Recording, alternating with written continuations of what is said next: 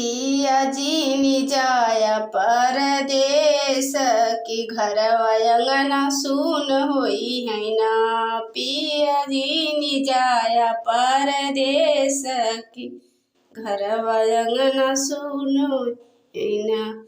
सासू जी मरी है ननद गरी है पिया जी निजाया पर देश की घरवा अंगना सुन होई है।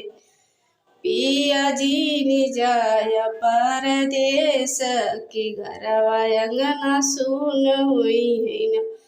जेठानी जी मारी है देवरानी गरी आई है पिया जी निजाया परदेस की घरवा अंगना सुन होई है।